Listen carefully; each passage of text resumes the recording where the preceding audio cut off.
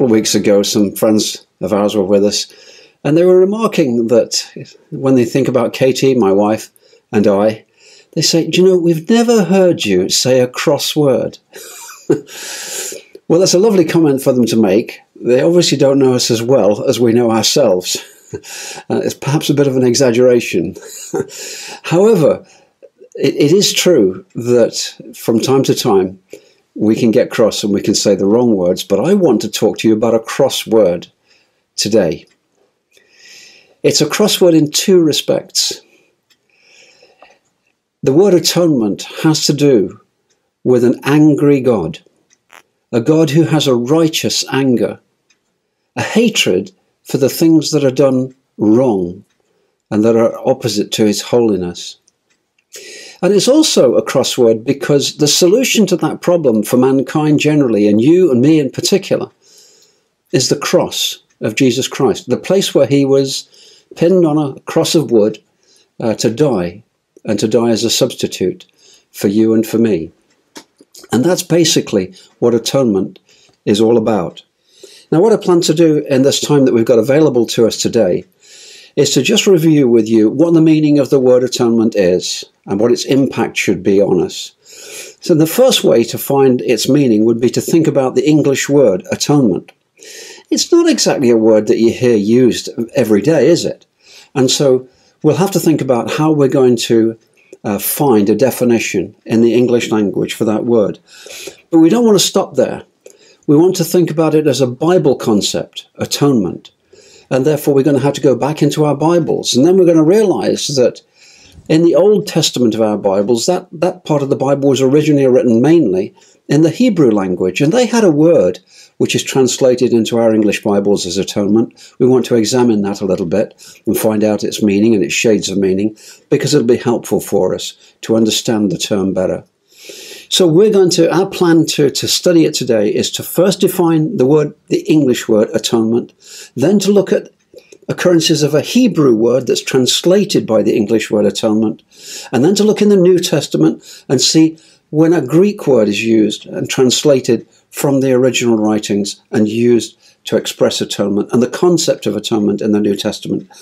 And then we want to consider together with you an example of how Jesus used the matter of the atonement in a parable that he stated to his hearers in his day when he was here on earth. And then we'll think about what the purposes of God were in the atonement that he has provided.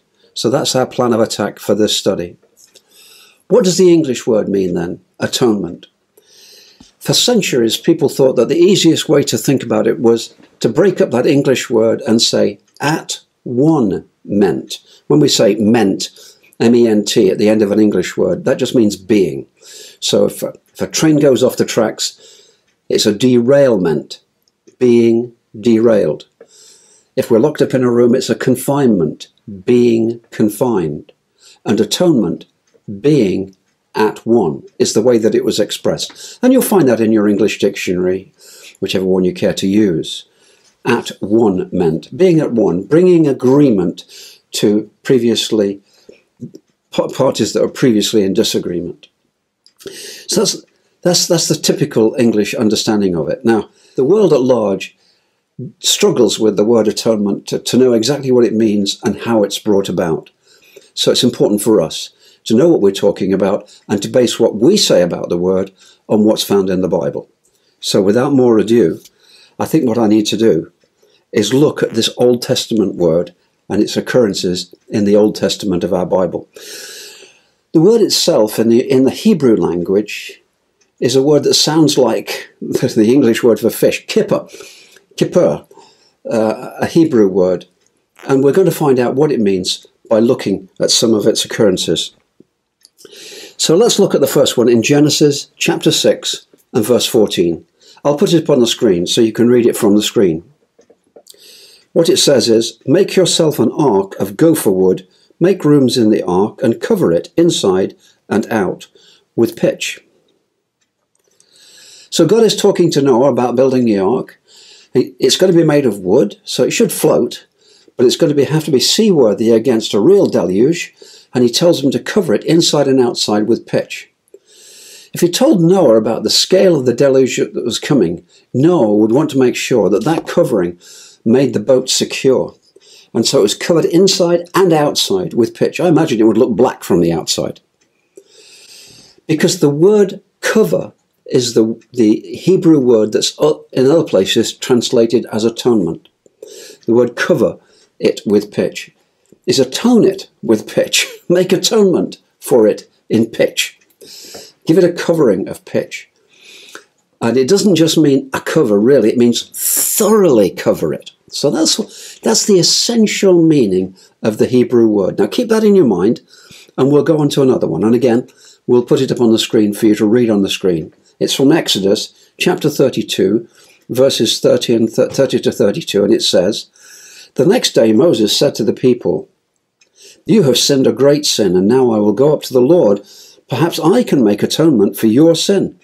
So Moses returned to the Lord and said, 'Alas, this people has sinned a great sin. They've made for themselves gods of gold. But now if you will forgive their sin, well, if not, please blot me out of your book that you have written.'" So can you see the concepts that are coming in from which we can learn a fuller meaning for the word atonement? More than just an agreement between individuals, which would be satisfied by the word reconciliation. No, atonement means essentially a covering, and a covering that we need when we sin, because God, in his righteous anger against sin, is completely just if he were to punish us for what we have done. And we need a substitute. And Moses here, in this early account in the Old Testament of the Bible, is showing us what atonement involves. A big, big cost that has to be paid by one person on the behalf of another. You notice it says make atonement for sin here. Atonement assumes that there's a sinful condition. It's not just bringing agreement between parties that have a minor difference. It's an issue that is requiring major action because sin is involved. So we'll come back to that as we look to another verse, Leviticus chapter 4, and see what it says there. And if we go down to verse 27, it says this: "If any one of the common people sins unintentionally in doing any one of the things that by the Lord's commandments ought not to be done, and realizes his guilt, or the sin which he has committed is made known to him, he shall bring for his offering a goat, a female without blemish, for his sin which he has committed. And he shall lay his hand on the head of the sin offering and kill the sin offering in the place of the burnt offering." And he goes on to say, "And the priest shall burn it on the altar for a pleasing aroma to the Lord, and the priest shall make atonement for him, and he shall be forgiven." So atonement can take place. There's a sin, and this is the way to deal with it. It was an unintentional sin. Maybe it was pointed out to the man after he'd done it. And he has to come and he has to bring his offering. Not just any offering. God prescribes exactly what is acceptable and the order and the process that's got to be followed. And if the person that's guilty follows all of these procedures in detail and brings this offering so that the priest can do what the priest has to do, then the priest will make atonement for him. And then you see what the result is. And he shall be forgiven. So we've been introduced to the concept of atonement.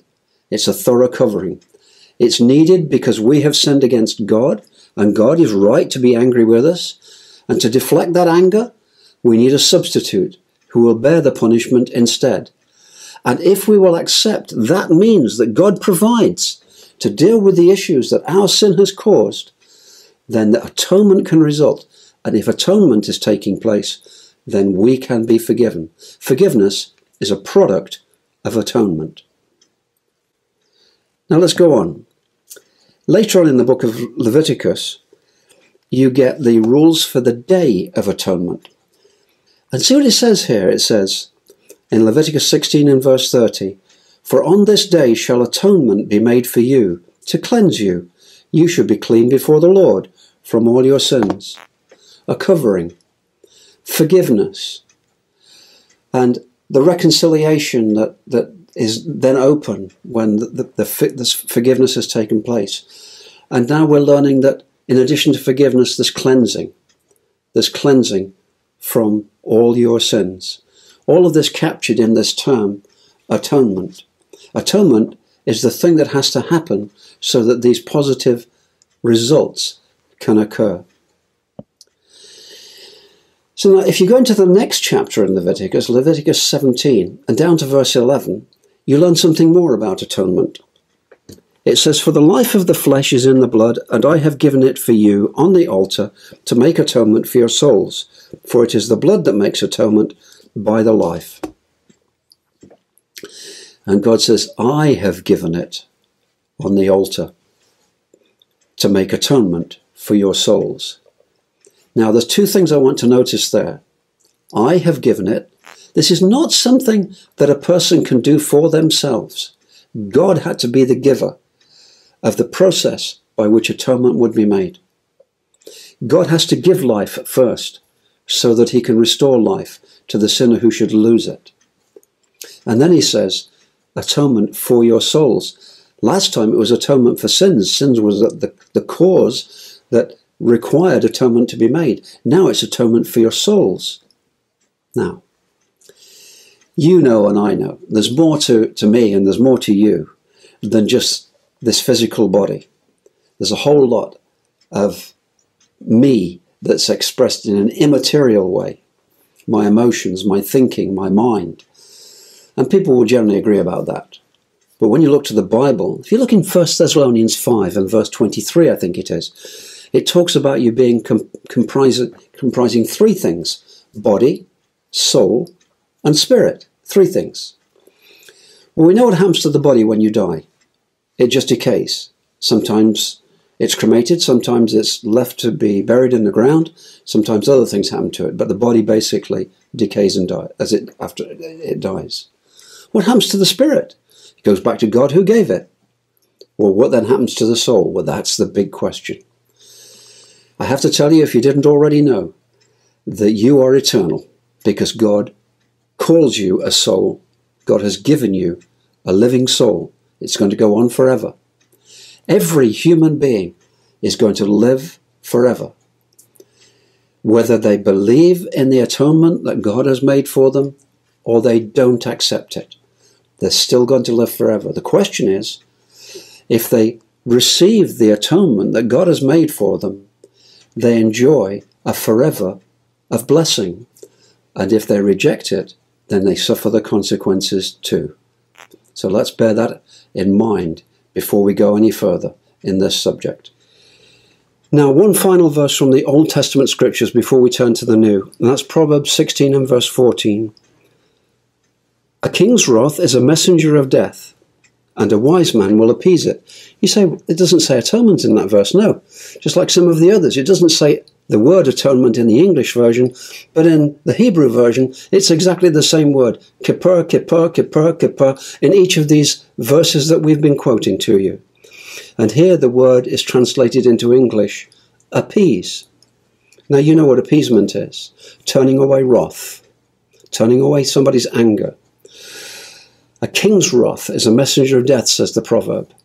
You've done something that's angered the king, and the messenger that's coming after you is going to finish you off. But a wise man, he says, will appease it. You'll do something about the position that you're in. You'll appease it. You'll turn away the wrath. And so the word kippur, to cover thoroughly, we need a covering. We need a covering from God's anger, and we need a covering from the punishment that's due to us and that is coming our way. And the only way to deal with it is to change God's view about us. And the only way that can happen is by him providing a covering that is sufficient to take the punishment that was due to us and place it on a substitute instead. And that's what atonement is all about. Now, when we turn to the New Testament of the Bible, we don't find the word atonement mentioned very frequently. Some of the versions mention it once or possibly twice. There are only two places where the Greek word, halaskamai, which translates the Hebrew word, kippur, into a Greek word, there's only two places where it occurs. Now, there are other words in the same word group that occur slightly more frequently. We're not going to get into those. Just the two places where the verb occurs, Luke 18 and verse 13, So Luke 18 verse 13 says, "But the tax collector, standing far off, would not even lift up his eyes to heaven, but beat his breast, saying, 'God, be merciful to me, a sinner.'" Now you say, there's no word for atonement there. Well, no, it's not translated atonement in most English versions. It's translated, "be merciful to." Be merciful to me. And the man understood that he needed a covering for his sin, and he didn't deserve to be relieved of his punishment that was due. But he asked for God's mercy. Be merciful to me. God, make atonement for me, a sinner. And so we've learned these various different aspects, both from the Old Testament and the New Testament scriptures, of what all is involved in this term, atonement. And there's only one more to be quoted, and that's Hebrews chapter 2, verse 17, the final occurrence of the term atonement as a translation of the Hebrew word for that, where it's Hebrews chapter 2, verse 17, "Therefore he had to be made like his brothers in every respect, so that he might become a merciful and faithful high priest in the service of God, to make propitiation," or as the NIV or other versions may say, to make atonement for the sins of the people. Now we've moved from the individual, like the tax collector, to the whole group of people that Christ is going to deal with. His people, God's people, and they need a covering from the anger of a righteous God, and he's the one, a merciful and faithful high priest, who will be not only their advocate for the Father individually, but their great high priest on behalf of all the people of God, to provide that divine protection by the means of offering to God the substitutionary sacrifice that completely meets the need, once for all done by Christ. Now what I want to do next, just to spend a few minutes with you looking at a parable that Jesus spoke, and I think it illustrates atonement, even though the word's not mentioned in it. Here in the parable, it's the king who sends out the invitation. You can't invite yourself to the king's feast for his son. The king, how does he feel about all of this? Well, he's got these wonderful thoughts about his son, and he wants others to share them with him, share an appreciation of all that his son means to him, and especially on this special occasion, this wedding feast. But other people don't share that appreciation, and they reject the invitation. But they can't invite themselves to the feast. It's all reliant on him taking the initiative. Does that sound familiar in the matter of atonement? And so then we get to this aspect of the need for a right covering. So it's presented that the bad and the good are all receiving the invites, and they're appearing before God. And it looks as though, in accordance with the culture of the day, the normal thing at a wedding feast was for every person attending the feast to be given a wedding garment to wear, to enjoy the celebration together. And everybody's, if you like, equalized by wearing the same kind of wedding garment. And it's a picture of atonement again. It's a covering, isn't it? It's a covering that we all equally enjoy. None of us merit it. It's given to us. The king wants to see all of these people equally covered with the things that he supplied. But one man appears who thought he could just manage alone. He didn't need that. And for him is reserved a place in outer darkness and a place of weeping and gnashing of teeth. The king is angry again. He's angry that people refuse his invitation, but he's even more angry that somebody would ignore the covering that he provides. It's a picture of atonement, isn't it?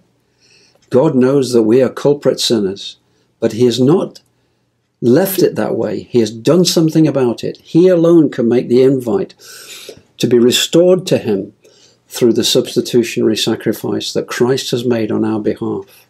And that will be our covering, our faith in what Christ has done in dying for us. And without that covering, we're exposed to the full wrath of an angry God. Things that arise as a result of atonement, they're sort of captured within the term. And I hope that this little review of the long word atonement has been revealing, and that you'll be thinking about where it fits with your life.